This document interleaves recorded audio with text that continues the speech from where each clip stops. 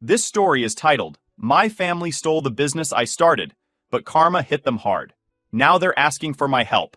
Guys, before we start the video, I just saw something crazy. 82% of you watching right now aren't subscribed. If you're already here enjoying the content, why not hit that subscribe button?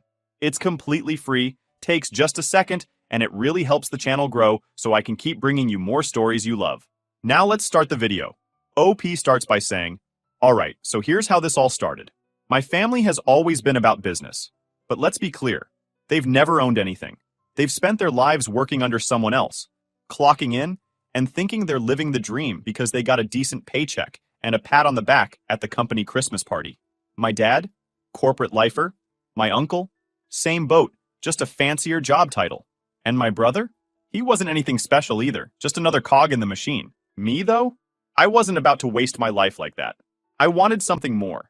So after slogging through some soul-sucking jobs to save up cash, I decided to start my own thing, a startup. I had a solid idea, but what I didn't have was enough money. That's when I turned to my family. I sat them down and pitched my business idea like I was on Shark Tank. I told them, if you guys help me get investors, I'll give you stakes in the company. Simple, right? They weren't exactly doing me a favor. They were getting a piece of the pie if it worked out. To my surprise, they actually came through. I mean, I didn't think they'd take me seriously at first. My dad's the kind of guy who thinks entrepreneurship is just a fancy way of saying unemployed. But they pulled some strings, called up a few people they knew, and boom, I had investors. Not just any investors either. These were the real deal. People with money and connections. I was floored. For once, I felt like my family actually believed in me. And they didn't just stop at finding investors. They started getting involved in the business itself, tossing around ideas, offering advice, and even helping with some of the grunt work. I thought it was great at the time. I was like, wow, my family actually has my back. I didn't see it for what it really was. The beginning of them worming their way into something they didn't build. Anyway, I busted my ass getting this company off the ground. Late nights, early mornings, skipped meals. It was a grind like nothing I'd ever experienced before. But it paid off. By the second year, my startup blew up. I'm talking real success, enough money to make my head spin.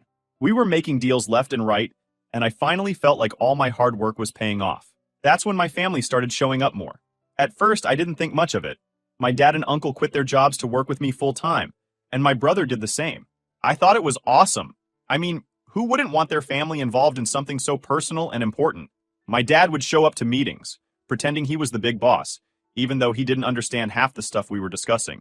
My uncle started acting like he was some kind of business guru because he had a background in finance. And my brother? That dude didn't know shit about running a company, but he strutted around the office like he was Elon Musk or something. Looking back, there were so many red flags I should have seen, but I didn't. I was too caught up in the success to notice. I mean, how could I complain? My company was thriving, and my family was finally coming together. My brother and I, who used to fight like cats and dogs over the dumbest stuff, were actually getting along. We weren't arguing about whose turn it was to take out the trash, or who mom loved more. We were working together. It felt like my business had healed all the old wounds between us. I was proud. Hell, I thought this was what success was supposed to feel like. But man, was I wrong. So damn wrong. I think back to all the little things I ignored, like how my family kept telling me to watch my back around my friends and employees. They'd say shit like, you never know who's just trying to use you, or be careful with your girlfriend. She might just be here for the money. At the time, I thought they were looking out for me. I mean, who wouldn't trust their own family? But now I realize they were planting seeds. They wanted me to think that the only people I could trust were them. And the worst part? I fell for it. At the time, I wasn't even that rich. Sure, I was doing well, but I wasn't rolling in cash like some billionaire. My friends and employees weren't out to screw me over. They were just doing their jobs and living their lives. But my family? They were slowly positioning themselves, making sure I leaned on them for everything. The first real crack in the facade came during the pandemic. Everything went remote, and we started doing meetings online. That's when the power plays started. Suddenly, my ideas weren't good enough anymore. The same ideas that built the company were now being shot down left and right. My dad and uncle would gang up on me during meetings, and my brother would sit there like a smug little asshole nodding along with whatever they said. They'd suggest their own half-baked ideas, acting like they were the saviors of the company. It was exhausting. I went from loving my job to dreading it.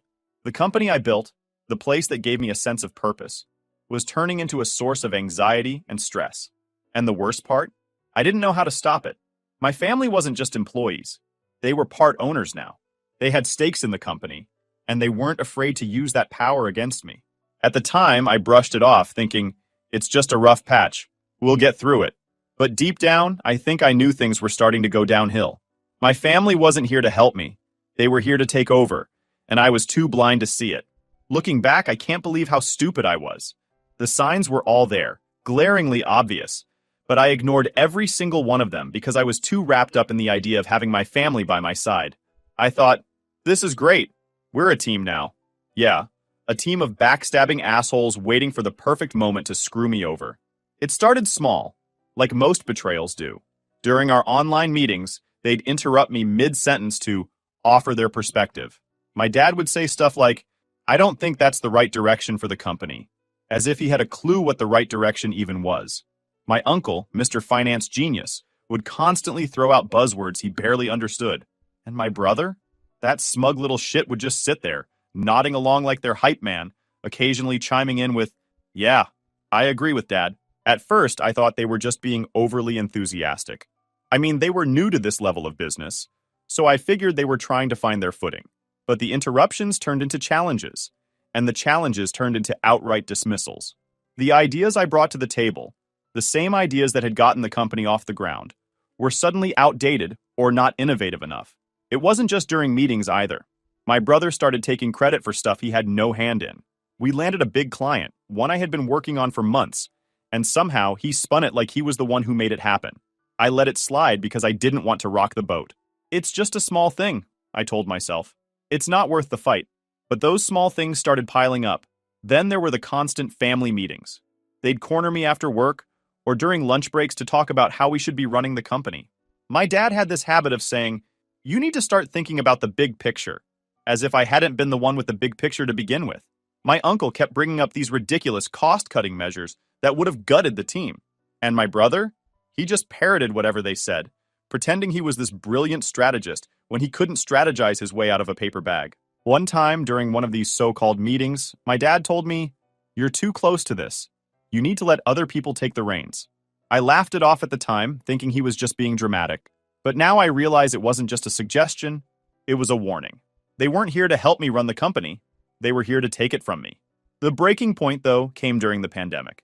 I think being stuck at home gave them too much time to scheme. We had to make some tough decisions. Cutting costs, shifting priorities, that sort of thing. It was stressful as hell, but I was doing my best to steer the ship. That's when the mutiny started. During one of our online meetings, I brought up a plan to pivot some of our operations to adapt to the lockdowns. It was a solid idea, something I had put a lot of thought into. But before I could even finish explaining, my dad cut me off. I don't think that's going to work, he said, like he was the CEO or something. My uncle jumped in, agreeing with him, and my brother, because of course, sided with them. They proposed their own plan, which was basically just rehashing what we were already doing, but with fancier words. I tried to push back, but they steamrolled me. They had the majority vote, so their shitty plan got approved, and mine got tossed aside. That meeting was the first time I felt like an outsider in my own company. I couldn't even recognize the business I had built. These people, my own family, were turning it into things got worse from there. My brother, who had no clue how to manage anything, started acting like he was running the show. He'd send out emails to the team, signing off as if he were the CEO, and even started making decisions without consulting me. When I confronted him about it, he brushed it off. I'm just taking initiative, he said, like I should be proud of him. My dad and uncle weren't any better.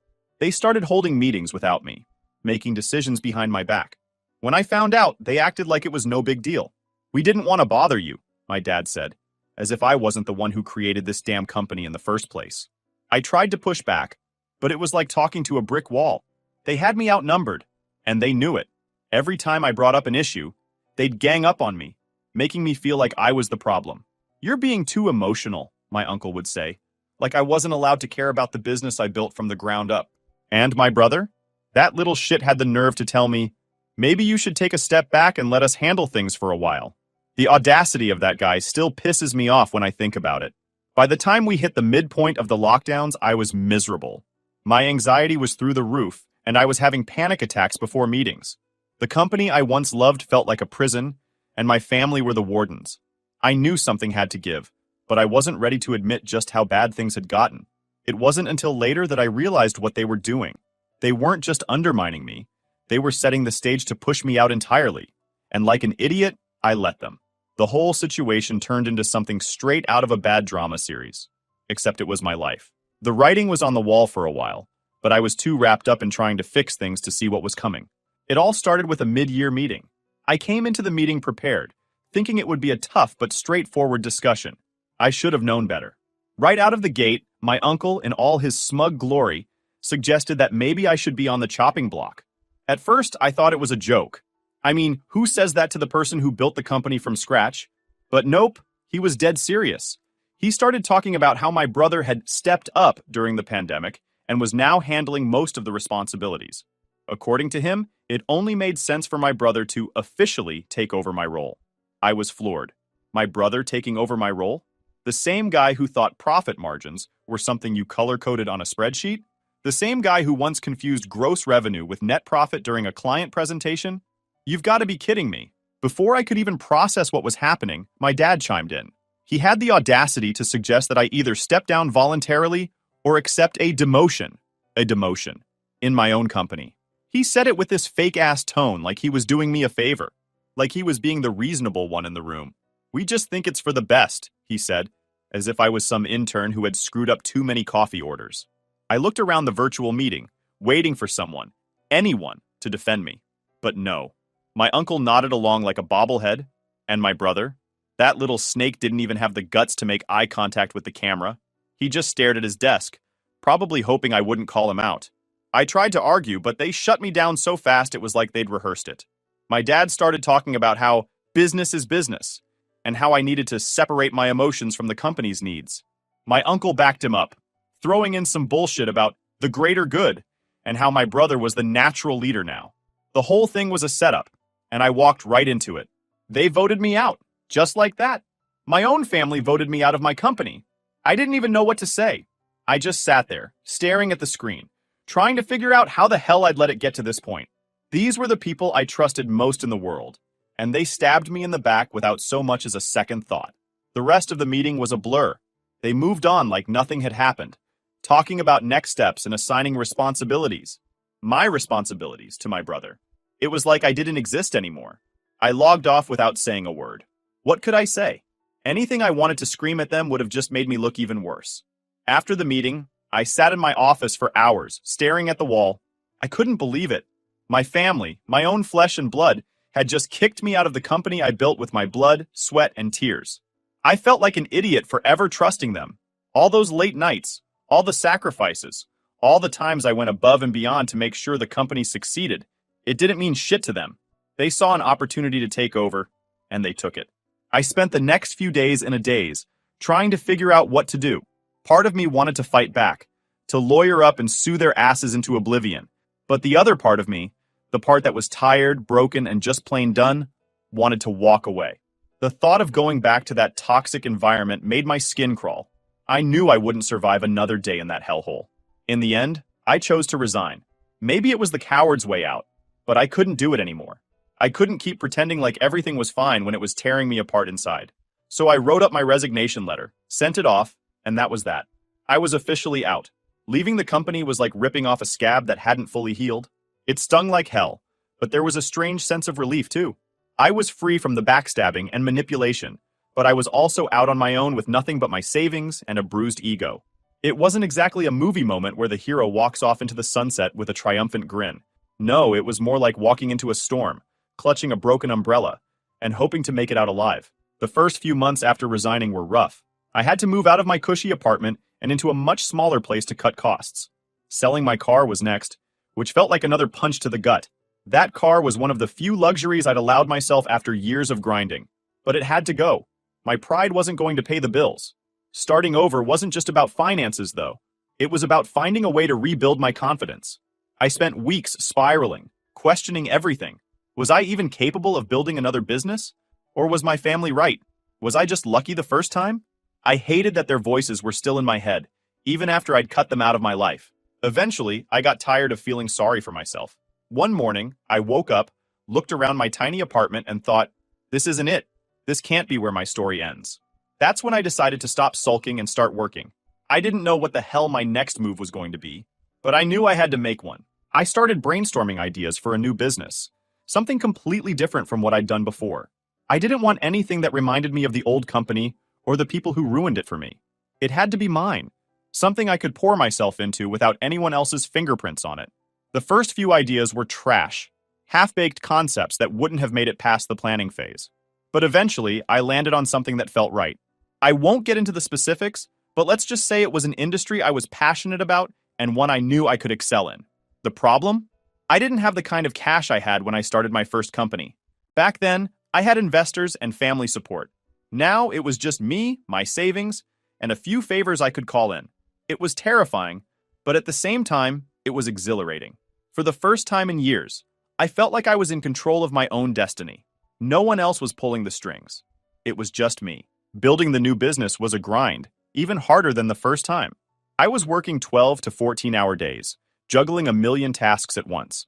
Some days, I didn't even know if I'd have enough money to make it to the next week. I lived off ramen and instant coffee, the kind of diet that screams broke entrepreneur. But I didn't care.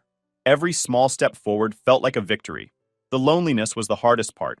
My family was gone, blocked on every platform I could think of. They didn't deserve access to my life anymore. I cut ties with anyone who even remotely reminded me of them, which meant my social circle got a lot smaller.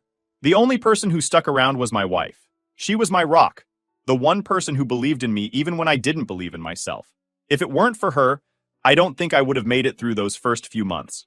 About a year in, things finally started turning around. The new business began to take shape, and by some miracle, it started generating revenue. It wasn't much at first, just enough to keep the lights on, but it was a start, and that was all I needed. A small glimmer of hope to keep me going. By the second year, the business was thriving. It wasn't just doing well, it was doing better than my first company ever had. I finally felt like I was back on solid ground. And the best part? This time, I was surrounded by people I trusted. No family drama, no bullshit, just a tight-knit team of people who believed in the vision as much as I did. Cutting off my family was one of the hardest decisions I'd ever made, but it was also the most freeing. I didn't just block their numbers, I erased them from my life completely. My dad, my uncle, my brother, they were dead to me. Not literally, obviously, but you get the point. These were people who had no problem screwing me over when it suited them, and I wasn't about to let them back in, just because things were finally going well for me. At first, I didn't even think about them. I was so focused on rebuilding my life that they didn't cross my mind. But every now and then, a memory would creep in. A moment from before things went to hell. I'd remember the good times, like when my brother and I used to play video games together, or when my dad gave me advice about life. Those memories made it harder to stay angry, but then I'd remind myself of what they did. They didn't just betray me. They betrayed everything we were supposed to stand for as a family. And that's not something you just forgive and forget. Then came the shocker. I found out my old company was tanking. A mutual friend who used to work there gave me the rundown. After I left, my family basically stopped giving a shit. My dad, my uncle, and my brother treated it like their personal ATM, draining money to buy luxury cars and other crap they didn't need. Meanwhile, they let the actual business fall apart. Employees started leaving in droves, clients jumped ship, and the company that I built from nothing was circling the drain. Hearing that pissed me off more than I thought it would. I'd worked my ass off to make that company a success, and they destroyed it in less than 2 years. Part of me wanted to gloat, to laugh at their failure, but another part of me just felt sad. Not for them, obviously. They deserved whatever was coming to them. But for the company, it didn't deserve to go down like that. By the time I heard about their mess, I was already too far gone emotionally to care. My focus was on my new business, my new life, and the people who actually gave a damn about me. As far as I was concerned, my family could sink with the ship they'd stolen from me. I was finally in a good place. My new business was thriving. My personal life felt stable, and I'd moved on. Or at least I thought I had. But of course, life has a way of dragging you back into the mess you thought you'd escaped. And, surprise, surprise, the mess came in the form of my brother. It all started when I was reviewing resumes for a senior position in my company. I'd worked my ass off to build a solid team, and now we were growing fast enough to start filling higher-level roles. I was scrolling through the shortlisted candidates when I saw his name, my brother. Seeing his name on that list was like getting sucker punched. My first reaction was to laugh. Like, what the hell was this guy doing applying for a job? Didn't he still have my old company to play pretend CEO with? But the more I thought about it, the more curious I got. Something didn't add up. There was no way he'd be applying for a job unless things had really gone to shit. I decided to schedule the interview, not because I wanted to hire him, but because I needed answers.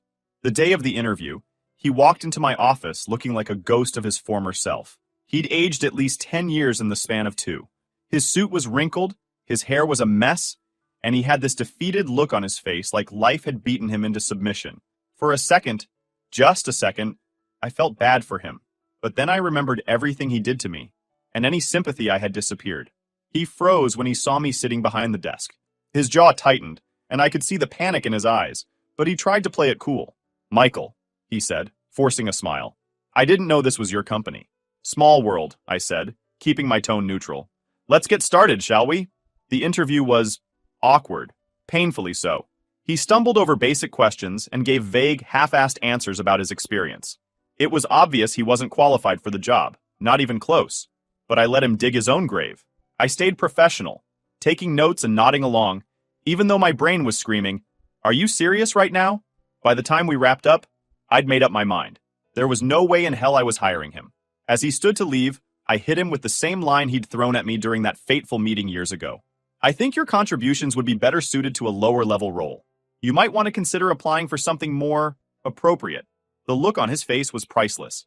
He went from shocked to pissed in about 2 seconds flat. "Are you kidding me?" he snapped. "This is unprofessional as hell. You're letting your personal feelings cloud your judgment." I leaned back in my chair, trying not to laugh. "You're free to leave if you don't like it," I said, echoing his own words from all those years ago. And just like that, he stormed out, slamming the door behind him. I thought that was the end of it, but of course, it wasn't.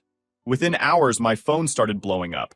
Texts, calls, voicemails, all from my family. My dad accused me of sabotaging my brother's career out of spite. My uncle went on a rant about how I was disrespecting the family. Even my mom, who had been mostly silent throughout this whole ordeal, chimed in, begging me to be the bigger person and give my brother another chance. The cherry on top? My wife. She'd always been supportive of me, but even she started questioning my decision. "Maybe you should reconsider," she said one night. "He has a family to support. Kids, Michael. Think about the kids." I wanted to scream. Why was everyone acting like this was my problem? My brother had made his bed, and now he had to lie in it. He didn't care about me when he was voting me out of my own company. So why the hell should I care about him now? But the guilt started creeping in, as much as I hated to admit it. I couldn't shake the image of him sitting in my office, looking like a broken man. Was I being petty? Was I letting my anger get the best of me? I didn't know anymore. A few days later, I got a call from a mutual friend who used to work at my old company. He filled in the blanks for me, and holy shit, it was worse than I thought. Apparently, after I left, my family treated the business like their personal piggy bank. They bought luxury cars, threw lavish parties, and basically acted like royalty. Meanwhile, the actual business was falling apart. Clients were leaving, employees were quitting, and the company was hemorrhaging money. By the time the pandemic ended, it was a complete disaster. "They thought the company would run itself," my friend said. "They didn't realize how much work you were actually doing." Hearing that felt like a twisted kind of validation. I wasn't crazy. I wasn't imagining things. My family had been riding my coattails all along. Without me, they were nothing. But the validation didn't make the situation any less messy.